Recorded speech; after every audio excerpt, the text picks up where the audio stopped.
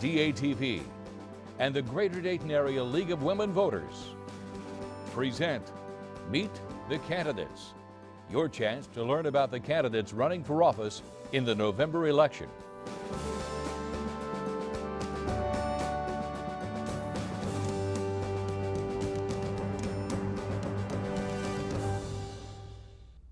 Hi, I'm Patty Skilkin, and I'm a proud member of the League of Women Voters of the Greater Dayton Area, and we're bringing you these interviews today.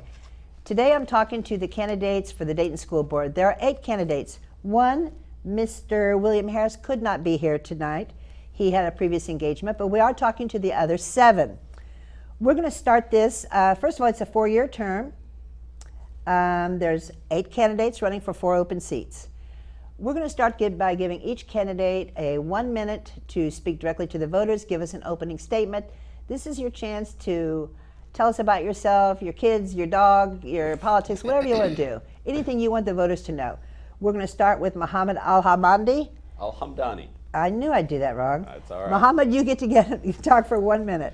Wow, thank you, Patty. As you said, my name is Mohammed Al-Hamdani. I am a candidate for Dayton Public School Board of Education.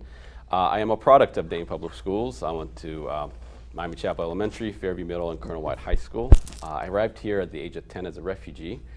My family arrived in the United States both broke and broken. If it wasn't for public education and all the programs that invested in me, I would not be where I am today. I'm a graduate of Rice State University and the University of Dayton School of Law. I am married with 2 beautiful children, Adam and Zechariah.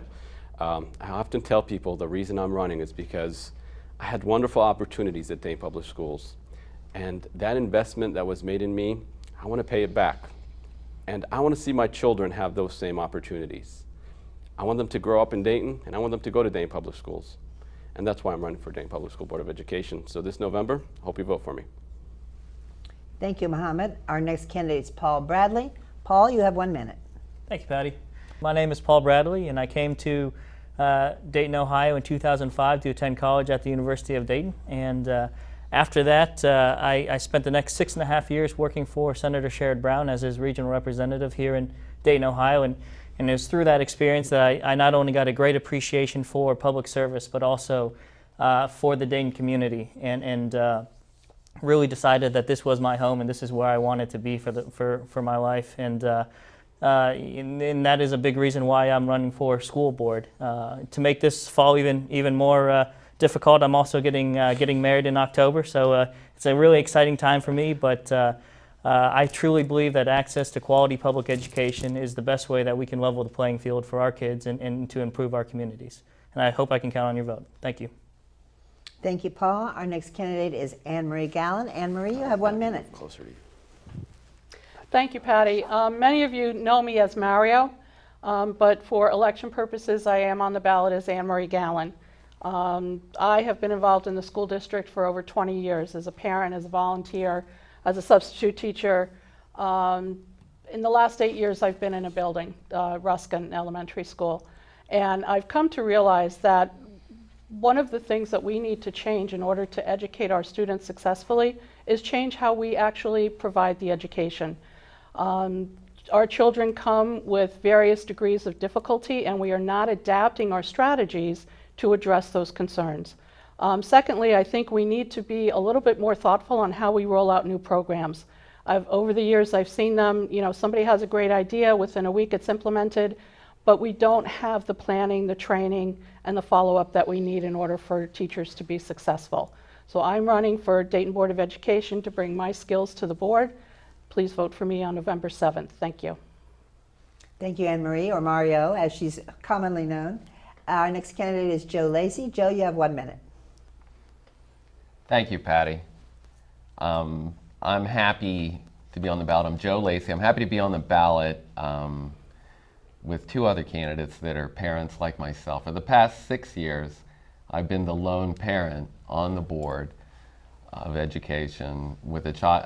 I've been the only one on the Board of Education with a child that attends Dayton Public Schools. My daughter goes to Ruskin. Jocelyn Reinard and Joel Jones are also parents, and I look forward to the opportunity to serve with them. I think it's important to have parents on our Board of Education. As a parent, you you learn an appreciation of your teacher because you have a one-to-one relationship with that teacher that's teaching your child. You can see that teacher diagnosing your child and putting together any remedies. If your child is struggling, you get a sense of what's working. So I ask you to vote for Joe Lacey. Thank you. Our next candidate is Joelle Jones. Joelle, you have 1 minute to speak to the voters. Thank you, Patty, for this opportunity, and thank you for the League of Women Voters for ensuring that democracy works here in Dayton, Ohio. I'm Joelle Jones. I am a candidate for Dayton Public Schools. I'm a mother of Dayton Public Schools students. I'm a former administrator with Dayton Public Schools. And I know that education is the foundation of the stabilization of this entire region. Each and every citizen, whether or not they have a student in Dayton Public Schools, is affected by the benefits or the shortcomings of Dayton Public. We have great potential in this district. There's a lot of inconsistencies. I'm frustrated, but I also believe in good public education. I know that public education is the key out of poverty and the success of our families and legacy. I'm running today because I believe in public education. I know that we can do great things in Dayton Public Schools. I ask for your trust. And I believe and know that the families who depend upon us and the children who trust us to educate us are dependent on each and every last one of us as a community to do what we know is best and move this district around. Thank you. Thank you, Joelle. Our next candidate is Jocelyn Reinard. I said it right. You have 1 minute to speak to the voters. Thank you, Patty. It's an honor to be here with the League of Women Voters. I always look forward to checking their information at every election. My name is Jocelyn Reinard. I am a candidate for Dayton Public School Board.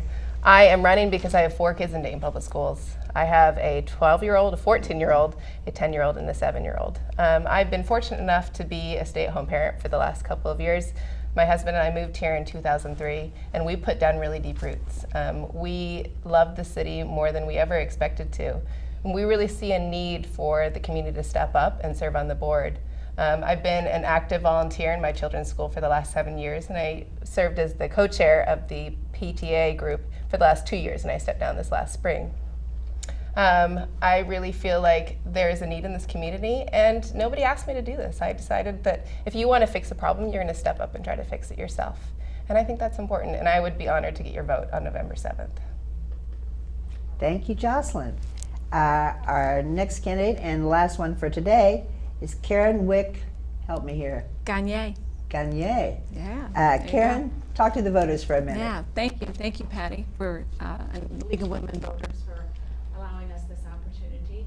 I am a Dayton native. I've been, well, I shouldn't say native. I was not born here, but I've lived in Dayton for almost 40 years now. I have 2 children who are Dayton Public School graduates. We went to elementary school, high school, and both graduated. So I am very familiar with Dayton Public Schools, and it is a wonderful organization within our community. But I do think that we are missing opportunities. I think that we need to assign good leadership that can move this organization forward. And I am a business owner in the community, and my husband and my family and I are fully invested in the community. And we would welcome the opportunity to serve our community in this capacity. And I hope that you'll consider voting for us on November. When I say us, my family's not running, but me. So I hope you'll consider voting for me on November 7th. Thank you. For our first question, we're going to start with Paul Bradley. Paul, what would you hope to accomplish as a member of the Dayton School Board? And what criteria would you use to evaluate the success of your efforts? I think that's a great question, Patty. I think there's a lot of things that we need to be doing better in our school. And I think that everything that we as a board member should be doing and thinking about should always be through the lens of how does this impact our students? How do we positively move the needle in the right direction? I would say there are no silver bullets for fixing a school system, but that does not mean that you can't take a school system like DPS that is second to worst in Ohio and make positive incremental change in the right direction.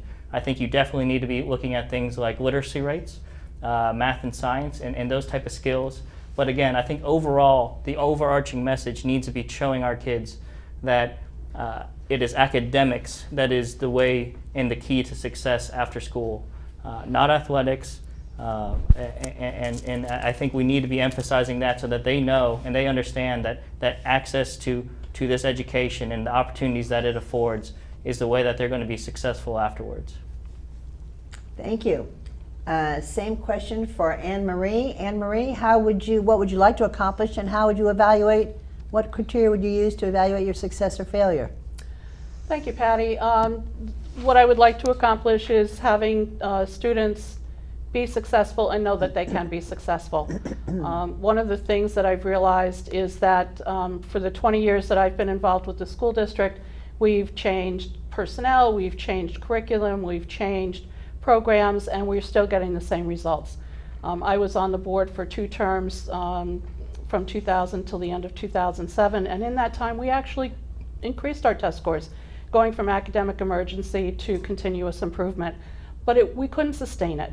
The school district recently has moved out of a state of emergency and gotten away from state takeover, but I'm not confident we can sustain that kind of growth until we change how we approach what we're doing.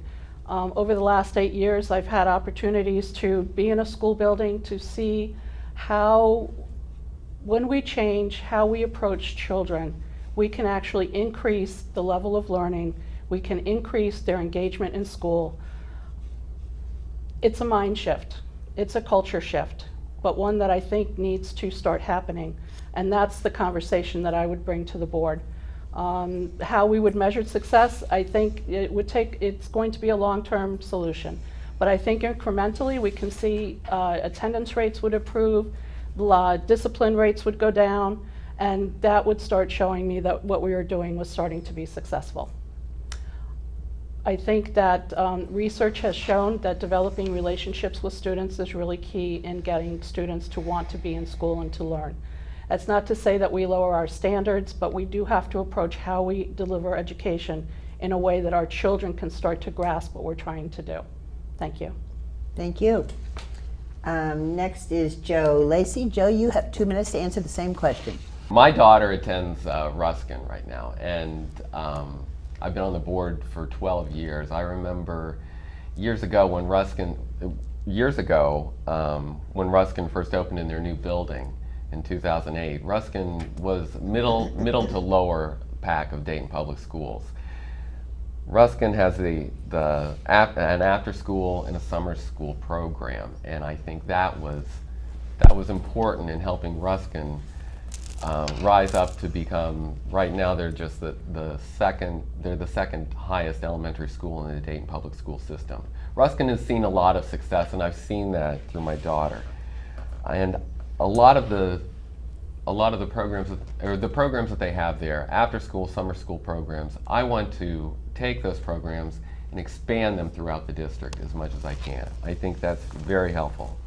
I also want to help in the recruiting and retaining of quality teachers. I think we do that through programs, training programs to help our teachers. We have our teacher leaders to help with the training of teachers. I want to keep that a focus. As a parent, I can see where we need to focus, and the focus needs to be in classroom instruction. We measure the success, of course, through performance index, our performance scores, and that's what we would do. That's where I would focus. It would be in classroom instruction, Patty. Thank you. Thank you, Joe. Next we have Joelle Jones. Joelle, how would you evaluate success or failure? Okay. So in Dayton Public Schools, I think that before we can even start to talk about how we approach education, we have to deal with the issue that we have a perception and a relationship problem in Dayton Public Schools. The board is there to do a couple things. That is to hire the superintendent and to hire the treasurer and to manage policies and relationships, and that's where we began. But that's also how we become more effective. So as a new Dayton School Board member, one of the things I think that's really essential to making our district work completely is to the reopening and the purposeful, intentional staffing of the Office of Family and Community Engagement, That office is the first line of defense for the schools, and it is also the first line of information for our families and our students. It should be a purposeful relationship with all businesses and social services within the district. When I'm talking about the hospitals, behavioral health centers, Chamber of Commerce, Downtown Dayton Development Partnership, we have to have purposeful, intentional relationships there. When we have those relationships, then we can begin to build upon the issues that we have in the schools. One thing is for certain, children don't care how much you know until they know how much you care. And that is important. We have to show our families and regain their trust, that we are there for them and that we believe in education. At Dayton Public Schools, we already have some great programs. We have some awesome curriculum. There's some changes that needs to be made. That's understandable. But instead of us going in always changing things with new boards and new curriculums and new things, let's take the things that are already working and make them work. Let's find out where the gaps are. Who can help us fill those gaps? And that's where the Office of Family Community Engagement comes in. That's where purposeful, intentional relationships come in. Again, at Dayton Public Schools, there are a lot of great things happening. We need to embark upon that, capitalize on that, and show our students that we're there for them. Not just our students, but our teachers. This is a community, and we need to start behaving as such. Thank you, Joelle. Jocelyn, you're next. What would you like to accomplish as a member of the school board, and what criteria would you use to establish the success? Thank you, Patty. I'm really glad you asked me that question. That's something I actually talk about a lot. You know, Dayton has faced a lot of difficult problems the last couple of years, but I don't like to focus on things I can't change. I like to focus on things that I can change. And one thing, similar to Joelle, that I believe that we can change is Dayton has a real trust problem when it comes to Dayton Public Schools. Not a lot of parents trust their kids to go to Dayton Public Schools. I do, because I've seen the teachers and the work that they put into the students. But one thing I think that we need to do better, and as a board member I will do this, is that we need to have a continual evaluation and reporting on the programs that we have to see if they're meeting our standards. I think that we can measure that by looking at numbers. I was looking at the numbers that just came out last week. We made some growth. The third grade reading level went up by almost 8 points. And I was really proud to see that. I like to focus on data. I like to see, is this program working? Is this program not working? As a person who goes to the school board meetings regularly, I don't see a lot of evaluations and reports. And I think that if we want to gain the trust of Dayton back, if we want to gain the trust of parents back and have their children go to school, we really need to show these programs are working. My children come home from school and they give me reports on, you know, we're doing this thing in class and it's just a waste of our time. And I would like to see the board say, listen, this is the measure of success that we see with this program. It's important to me that parents know that we are continuing to evaluate the programs that we've implemented. So it's not just, well, we're going to do this and we're going to do that. I think it's important for parents to know that we take our trust seriously. We will evaluate the programs that we implement and we will let them know this is working and we're going to continue this program, or this is not working and we will not continue this. Thank you. Thank you. Karen, you're up. It's your turn. Same question. Thank you, Patty. I think as leaders in a community and leaders of an organization, the first thing that I'd like to see a new board work on is synergistic relationships, not only with the community. The community relationships are very important, but the board working together. We currently have a board that, from the outside looking in, appears to be fighting amongst themselves about the minutia of the organization, or of micromanaging the organization. I do believe that the board is in place to assure that we have good leadership in place. We need to assure that we have a good superintendent in place and a treasurer, so that we are fiscally accountable and responsible, and that our superintendent is leading the programs that the board sets in place. I think that schools and public education is tasked with humongous challenges anymore. I think that while academics are a huge piece of it, I think that our kids are also dealing with emotional issues that that we're not totally in sync with. I think that schools have to become more mindful about making sure the emotional needs are met, and then the academic pieces will continue to fall in place. We have a lot of trauma with our Dayton public school kids. So I think that guidance counselors in buildings that are not only guiding our kids towards academic success, but that making sure that they have the emotional tools they need to become successful functioning human beings is super important. Most important thing is, positive relationships, working together. We're not always going to agree, but we're going to work together to develop a solution that is in line with our mission and our vision of servicing our kids first and our community. So, thank you. Thank you. Mohammed, your turn, same question. Some of the voters know that I am part of a slate with Paul Bradley, Reverend William Harris, and Karen Witt-Gagne, who's across from me right now. We've actually put out a vision on paper of what we want to see happen at Dayton Public Schools. We actually have put a platform together that outlines some of our goals. Part of what we want to do is actually ensure that we put a team that knows we can work together from day one. That's been missing from Dayton Public Schools. We have board members walking off because they don't agree with somebody else on the board. We've had shouting matches within our board, and that trickles down to our teachers and our students and to our buildings. That needs to change. Some of the things we would like to see improve is improve the quality of education at Dayton Public Schools, and that includes increasing our graduation rate. We are one of the lowest graduation rates in the state. And increasing our third grade guarantee. Yes, going from an F to a D is an improvement, but that's a D. We have to improve better than that. We have to start setting higher academic standards. We can't look at our kids and expect less and less of them. It feels like the board is always expecting less from our kids. I can tell you, as a former student who had nothing when he arrived and barely spoke English, the teachers that invested in me and requested more of me and challenged me are the ones that pushed me the hardest. I'm the ones that made me the person that I am today. We are looking to create a neighborhood community concept for our schools. Some of the partners that Joelle mentioned earlier have already endorsed our ticket. We're looking to create a sense of a community by including some of the folks that, some of our medical offices inside our schools. We really want to see the Euler School concept that we see in Cincinnati being brought to Dayton, where they have doctor's offices, dental office, vision, and psychiatric and social help inside the schools themselves to draw in more parents. We would like to see more in-depth development of restorative justice within our schools and less suspensions. We would like to see increase in parental involvement, and that includes teaching our kids and students together. Our parents need just as much of an investment as our students do. So we would love to see that happen at Dayton Public Schools as well. That platform is available on our Facebook page. Thank you. Thank you, Mohammed. We're going to have a new question now, and Anne-Marie, you're going to start the ball rolling here. Do you believe we need to expand the use of vouchers to increase accessibility to charter schools? You have 2 minutes. Two things. One, vouchers are not used for charter schools. Charter schools are a public school open to anybody in the community. Vouchers are used to send children to private school. And no, I don't think we need to see an increase in vouchers.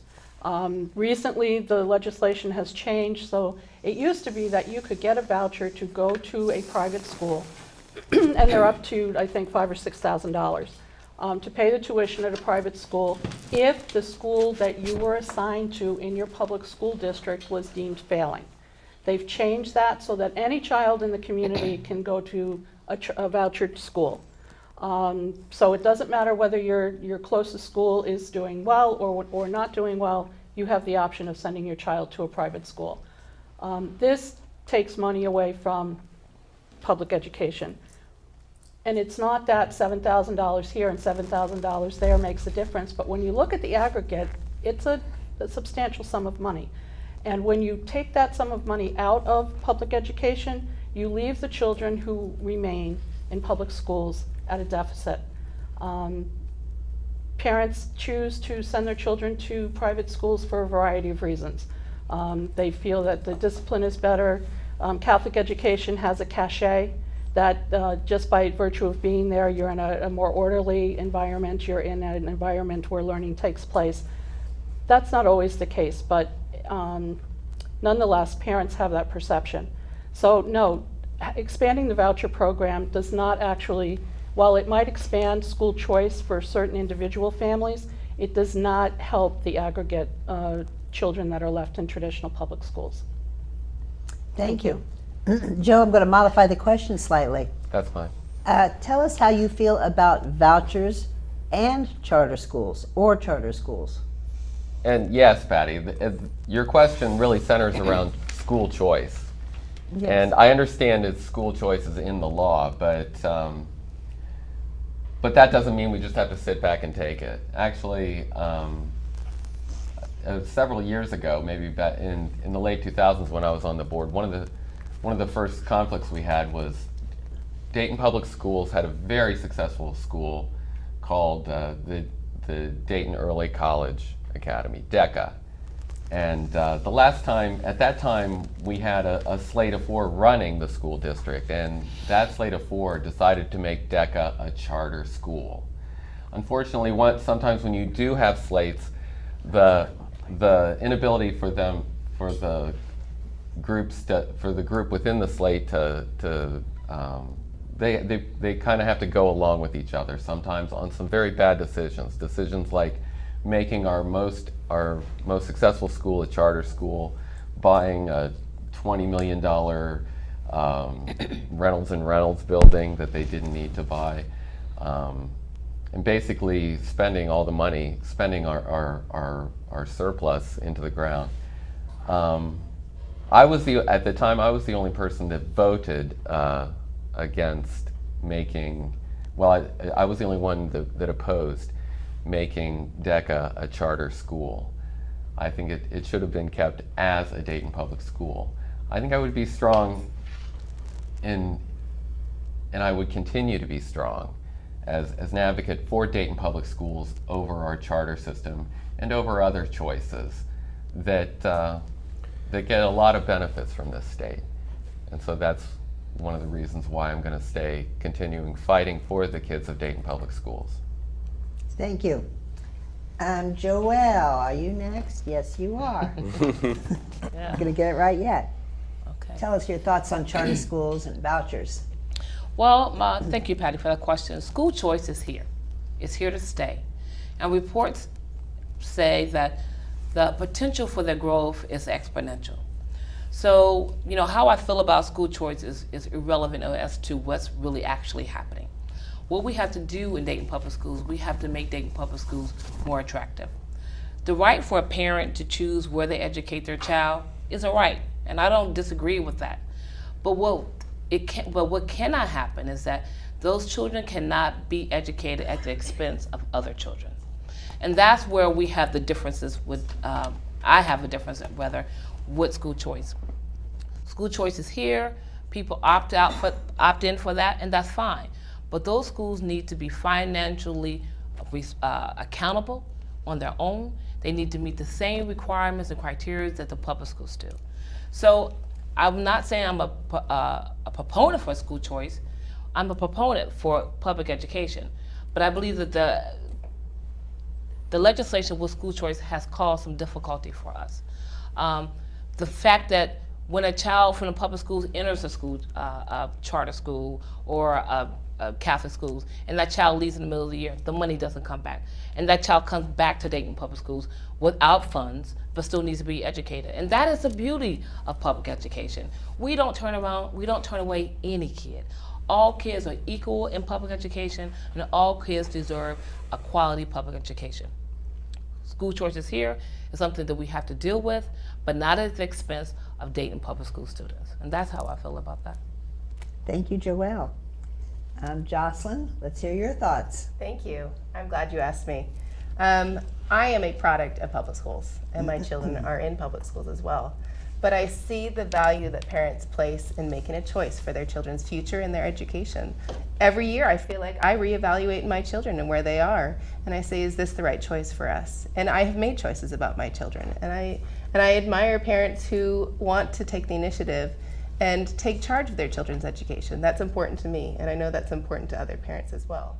That being said, I'm running for a seat on the Dayton School Board, and I believe in the foundation, that the foundation of a good, strong society is in public education for everybody. I think that Dayton Public Schools can really increase the schools that they have to attract more parents. I would like to, I talked about we need to increase trust between the people of Dayton and Dayton Public Schools. And part of that is saying, look, we have these amazing opportunities for your children at this school. And I want to make sure that all the parents in Dayton know about that. We have some really great specialty schools all around the city, as well as some really wonderful community and neighborhood schools. And I would like to see those strengthened. I believe fully in public education, and that's why I'm here defending it. Thank you. Thank you. Karen, your turn. Thank you. I believe that we do live in the time when charter schools and options are going to be, they're a reality of what we deal with in public education. I would like to see our energy put towards making Dayton Public Schools stronger and better, so that as I'm a parent and I certainly want to be an advocate for my child and I'm making choices, I want Dayton Public Schools to be at the top of the choice list because they are performing and achieving and doing wonderful things. So I would want to put our energy towards solving the problems that exist within Dayton Public Schools so that we can become a stronger model for public schools. I think that the charter schools represent a challenge or some competitiveness, which isn't necessarily a bad thing. We can all learn from other models that are set. I would like to see Dayton Public Schools extract some of the positive things that are working in maybe some of those charter schools and apply them to what we're doing or what we're going to be doing, and to hold them to accountable standards. I know that charter schools are oftentimes not held to the same standards, so I would like to see us put our energy towards assuring that those standards at the charter schools are the same standards that we are working towards. So, thank you. Thank you. Mohammed, same question. Talk to us about vouchers and charter schools. You heard the words school choice a couple of times. Well, I'm going to tell you, school choice for our kids is no choice at all. For too many of our kids, they have a choice between, and parents, a choice between sending their kids to failed public schools or failed charter schools. They're both still failing, and they're failing our kids every day. This is a question about the quality of education that we're providing at Dayton Public Schools. You heard Joe talk about some of the charters in the past and how they were brought to life. Well, nothing has changed. For the last 12 years, we've been losing at least 500 students a year at Dayton Public Schools to these charter schools and vouchers. 500 students a year. We lost 500 last year, 500 the year before that. When I went to Dayton Public Schools, there was over 25,000 students. And at this rate, we're down to 13,000 students now, as of last time. And I'm guessing by next year we'll be close to 12,500. And the reason we lose is because people don't trust Dayton Public Schools anymore. They don't have faith in our public education system anymore. And so they get essentially bamboozled by these advertising campaigns that these charter schools and vouchers put out there, and they send their kids out there, and they found that they're just as challenging, if not worse, for their kids. And they end up back with us at Dayton Public Schools, but we've already lost the funding. We have an unconstitutional funding model for our schools. That's something that hasn't been brought up. Our school systems get funded based on our property values, and we've had challenges with that in Dayton for a long time. And I see it as our goal and our mission to advocate on a more better and equitable and justice model for our kids. Dayton Public Schools doesn't have the power to change that. That's a state decision. But we have a voice, and that voice needs to be heard. We need to be fighting for every kid and every student. And we need to fight for a better model out there. I would love to see us raise that quality so our kids will come back. Thank you. Thank you. Paul, it's your turn now. Talk to us. Thank you. And I think Mohammed is absolutely correct that members of the school board have a voice, and they have a responsibility to be true advocates for their students and for their community. And we know that with Betsy DeVos in Washington, D.C., and given the current composition of our state legislation, we're not going to have those advocates on a state or federal level. And so we need to be those advocates right now in our communities, talking to our state house and talking to folks who understand why this is such an important issue. I am unequivocally opposed to charter schools, but I understand the realities in which we live right now, which is that we have pretty much a deregulated school system of charter schools that are continually failing, and that doesn't really get at the crux of the issue, though. When you talk about choice for our kids and for our parents, and that's a critical issue that every parent has to make for themselves and for their kids and what they think is the best for their future. the crux of that issue, the basis of that issue, is that we are not providing the best choice for their students and for their kids and for their grandkids, for their nieces and their nephews. And so if we are doing our job to make Dayton Public Schools the best choice for their kids, then we will get those kids to come back. We will restore that trust and we will restore that faith. There's absolutely a lot of different ways that we can do that, and we've talked about a lot of those different things that I think can make a positive impact. And the only other thing I would say is that when you start chipping away at the foundation of a community, and Dayton Public Schools, make no mistake, is part of that foundation for this community. When you start chipping away at that foundation, it's going to cause a whole host of other issues to start kind of crumbling down on us too. And I think we have to be, as a community, very cognizant of that, very, very aware of that, and really promote the strengthening of that foundation, which is our public school system. Thank you. Thank you. We're going to have a new question. We are going to start with Joe Lacey. Okay. Somebody here today has mentioned getting parents involved in their children's education. How do you go about doing that? What are your thoughts on how you would go about doing that? And how do you feel about holding parents legally accountable for chronic absences or misbehavior of any form? It is very difficult when you're in a public system, you accept children, and you're in a system that has a level of poverty that Dayton has. The Dayton district is the poorest in the state of Ohio, and I see that every day. I see it with my daughter and her friends, and you hear it in conversations in the back of your car when you're taking your daughter and her friends somewhere.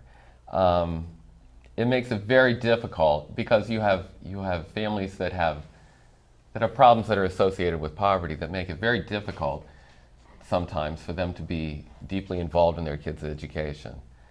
So to do that, I think this district needs to spend more money on not just billboards and advertising, but they need to actually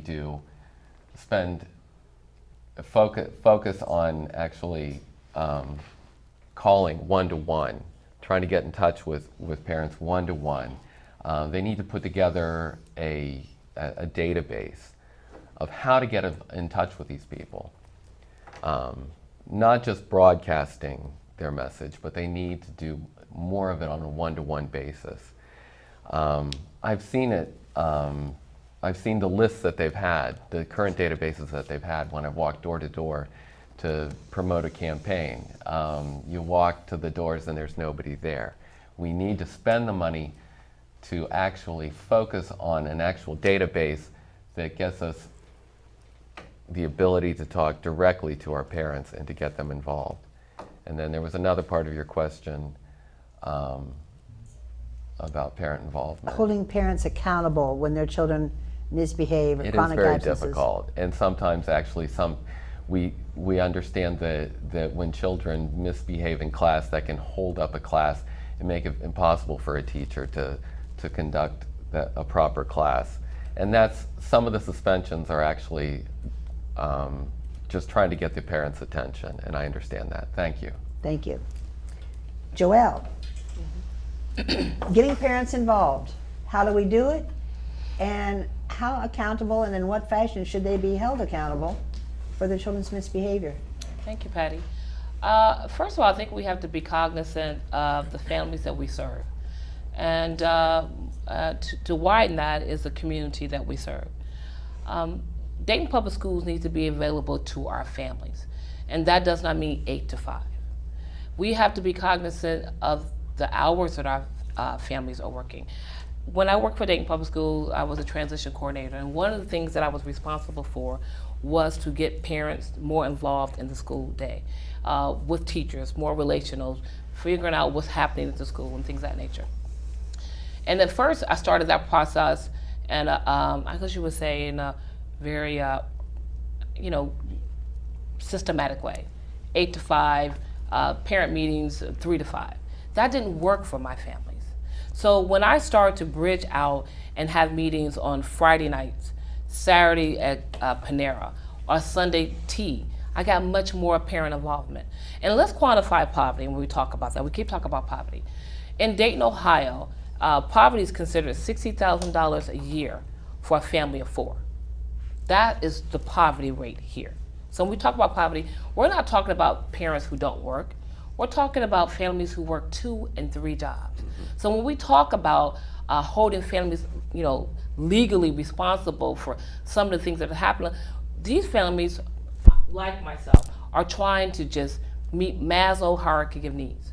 And that requires our students to be a little bit more responsible. Does that make it right? Absolutely no.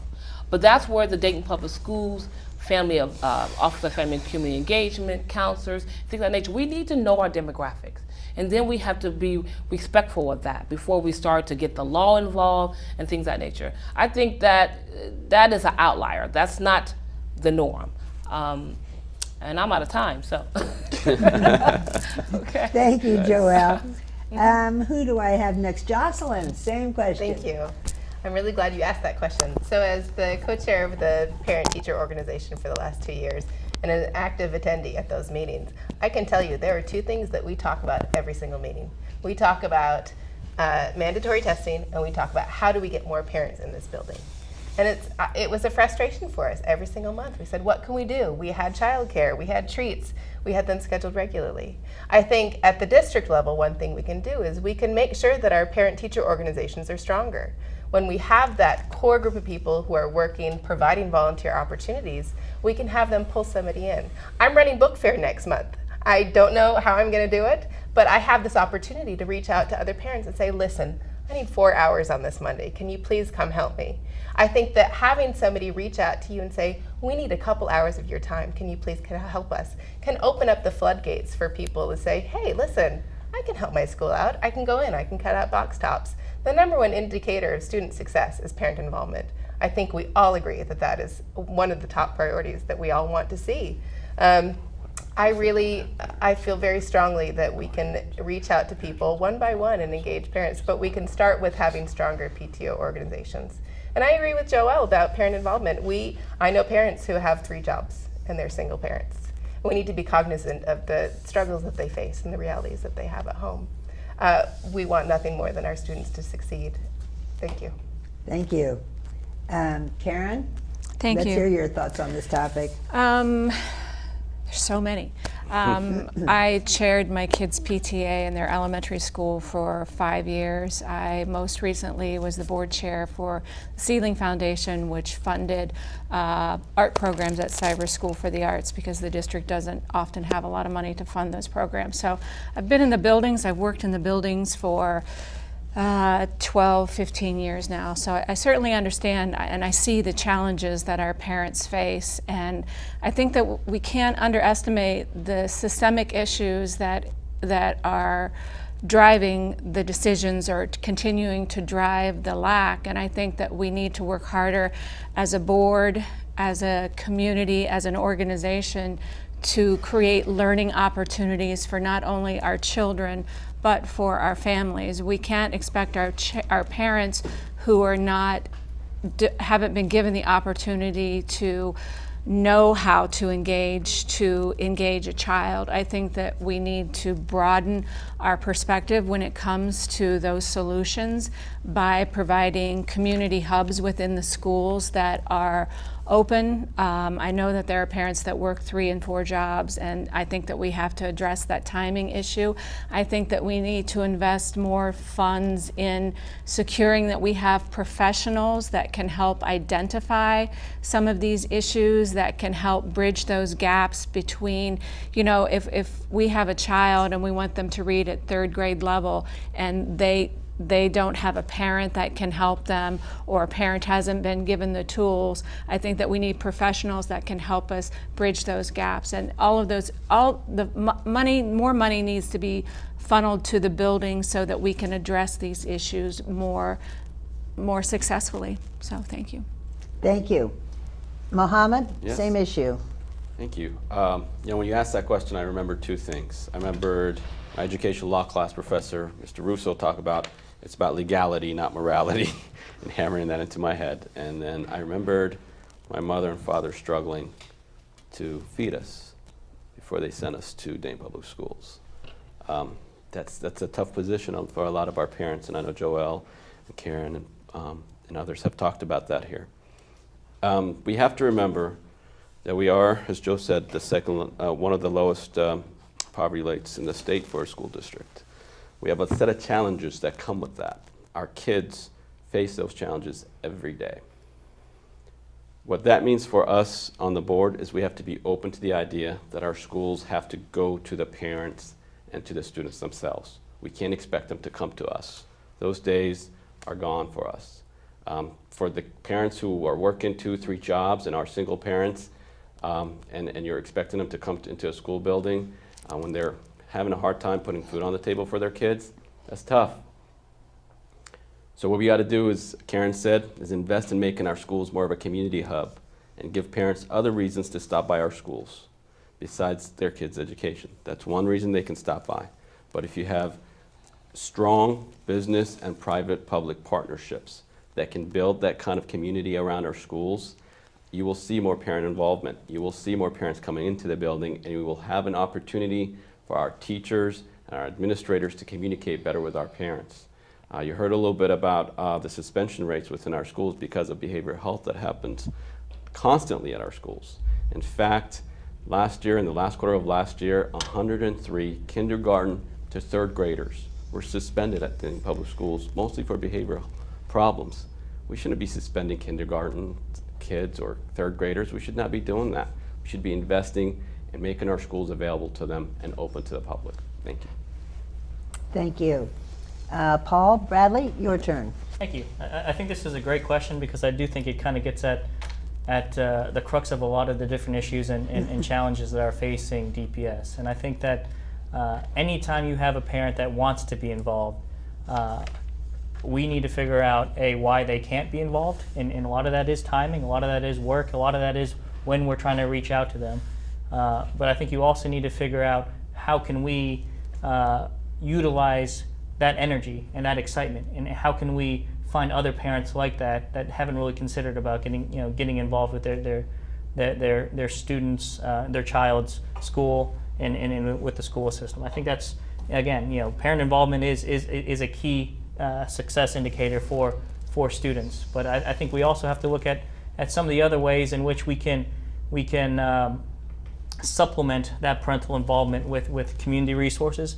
There's some great mentorship programs that are out there, summer reading programs. We have a lot of great community assets, whether it's CareSource or Right Patterson Air Force Base, a lot of people with a lot of intelligence and talent and energy who care about this community. And every single person that we aren't asking to get involved or providing volunteer opportunities to that would want to get involved, that's a wasted resource.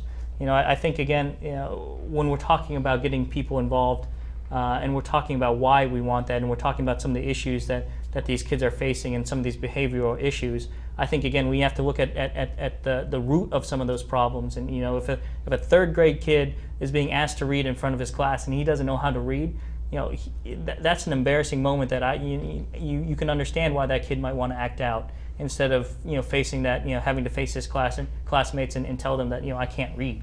And so again, I think we have to do everything that we can and look through every issue and every question through the lens of how is this improving academic achievement for our kids. And if we do that, I think we also can solve some of those underlying issues.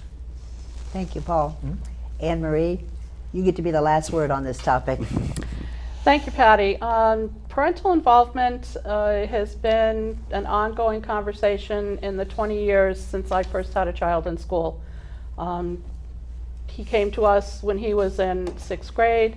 I immediately went to the school and said, how do I get involved? And the principal said, involved? We don't have any parents involved. And that kind of started me on my journey through Dayton Public Schools. We have gotten away from the hostility that a lot of parents faced early on in terms of having involvement with their children's education. But one thing that stuck with me was something that Tony Hill kept reminding us. He and I served on the board together at the same time. And he said, parent involvement is not just seat time. It's not coming to a meeting. And I have to agree, not everybody's a meeting junkie like I am. But parent involvement takes a lot of different forms. Parent involvement is putting your child in a quality after-school program and making sure they're there every day. Parent involvement is making sure that you check your child's backpack for homework. Parent involvement is realizing the importance of being on time and putting forth that effort in the morning to make sure your kids get to school. Parent involvement is coming to parent-teacher conferences. Now, I do agree that sometimes scheduling those is problematic for our families and something that schools need to start working at more directly. We do have family nights in a lot of our schools, and that I've seen those grow in popularity over the years. And it's a way for parents to come out and have fun with their kids. But parent involvement takes a lot of forms, and we need to make sure we're cognizant of all of them. Thank you. Thank you. Okay, we're going to move on here. Each candidate is now going to have 1 minute to kind of wrap up their thoughts. This is your chance to talk directly to the voters. You can tell jokes, tell them about your kids, your dogs, your cats, whatever you think they need to know about you. We're going to start with Joelle. Joelle, you have 1 minute to speak to the voters. Okay, thank you again for this opportunity. My name again is Joelle Jones. I'm a candidate for Dayton City School Board. I'm a graduate of Central State University, attended University of Cincinnati for my master's program, studied overseas at Bristol University, TEDx speaker, Lean Six Sigma, and all that. And then I want to say to you, let's throw all that away.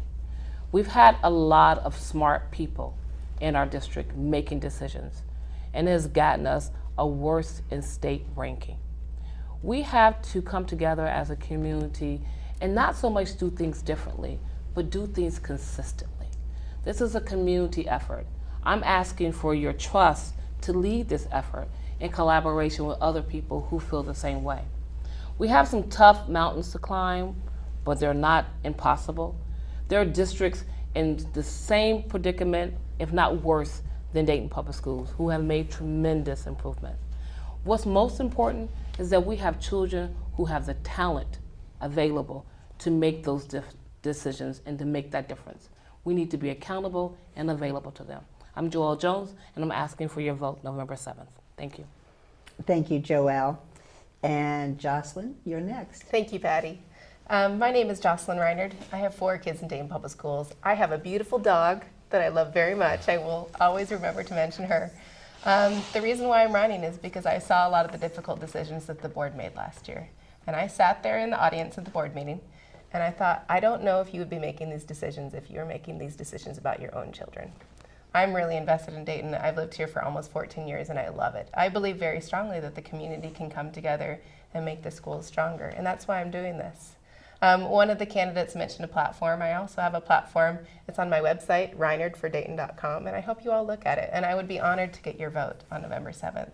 Thank you. Thank you. And Karen. Hi. I'm Karen Wick-Gagne, as I think it says at the bottom of the screen. And I'm running for Dayton Public School Boards. I believe full-heartedly that quality public education is a right and not a privilege. I know that we can do better in Dayton Public Schools. I think that Dayton is on the cusp of great change. You see our property values increasing. We see wonderful changes downtown. We see businesses moving back to town. We see people moving and wanting to move to our community. And our public school system must reflect these positive changes, and we need to do better. I'm running with a slate of 4, myself, Mohammed Al-Hamdani, Paul Bradley, and the Reverend William Harris. You will select us all as individuals, and we are individual thinkers, and we will make decisions individually, but we will work together as a team to make Dayton Public Schools better, and we would appreciate your vote on November 7th. Thank you. Thank you, Karen. Mohammed, you have 1 minute. Thank you. Once again, I'm Mohammed Al-Hamdani. I'm a candidate on the slate with Paul Bradley, Reverend William Harris, and Karen Wick-Gagne. We're running to set a new vision for Dayton Public Schools. It's time that we make changes. We have been going in the wrong direction for a very long time, and we just can't afford to keep going in the same direction. We have to start looking at setting a 10-year plan, and that is something that we've all committed to. Now, we don't always agree on things as a team, but we've had committed to working together. We can do better. We have to do better. The children of Dayton deserve better. If you want better leadership to turn DPS around, if you want to better work with classroom teachers, if you want better preparation for college and jobs for our kids and better quality and accountability, then you vote for our slate. Thank you. Thank you, Mohammed. Paul, you have 1 minute. Thank you, and I know this is going to sound repetitive, but I am truly proud to be running on this slate with Karen, Mohammed, and Bill Harris, who couldn't be here today. And I do believe that we do bring a diverse set of skills to the table. And like Mohammed said, we aren't going to agree on everything, but we are going to agree that everything that we do should be focused on improving outcomes for our students and to develop a stronger community. And you know, I think one thing that we haven't talked about enough today, and I think that we absolutely should, is that our job as a school system is to provide not just a safe environment and a learning environment for our kids while they're there, but to provide them the resources to graduate and to be successful afterwards. And when we have so many kids, around 75% of them about who aren't going to graduate from college right now, and that's just the reality, we need to be doing what we can to provide them the resources to understand what other workforce development opportunities are there out there right now that can give them good middle-class, well-paying jobs and provide them the resources to provide for their families. And I'm proud to run on this slate. I know we can do better, and I know our kids deserve better. Thank you. Thank you. Anne Marie, you have 1 minute. Thank you. Again, I know many of you know me as Mario. I am on the ballot as Anne Marie Gallen. I want to thank Patty and the League for providing this opportunity, and I want to thank you who have sat through this whole thing to listen to the various views that we present. We are at a turning point, I think, in Dayton Public Schools in terms of board governance. 4 seats are open. We have an opportunity to put together a school board that not only will work towards solutions, but will also work with each other. Too many times people have come up to me and said, "Oh my God, Mario, did you see?" And yes, I did. So we now have an opportunity to elect 4 people who will move this school district forward, who have the interests of children at heart, and who bring a wealth of experience. I hope you will vote for me, Anne Marie Mario Gallen, on November 7th, and also I have a Facebook page, the committee to elect Anne Marie Mario Gallen. Please check it out. Thank you. Thank you. And Joe, you're going to get the last word on this topic. You have 1 minute to speak to the voters. Thank you, Patty. I am Joe Lacey. I'm a parent. I have a daughter that goes to Ruskin, and she's been going there for 6 years now. And so I think I have the focus on classroom instruction. I've been a volunteer in her school and in other schools in the Dayton Public School System. I've not always been, I've been known as one of the board members. I've been on the board for 12 years.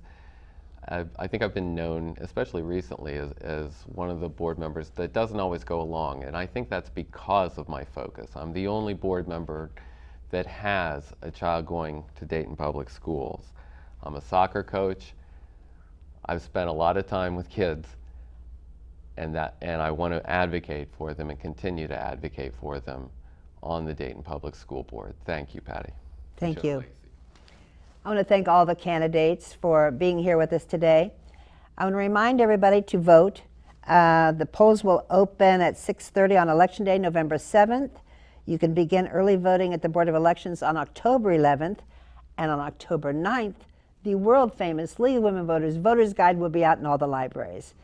I am with the League of Women Voters of the Greater Dayton area, and I want to tell you that we are a nonpartisan organization. We never, ever support or oppose a candidate or a political party. We just want to protect the voters and help them be informed. That's all. Again, thank you to all the candidates, and goodbye.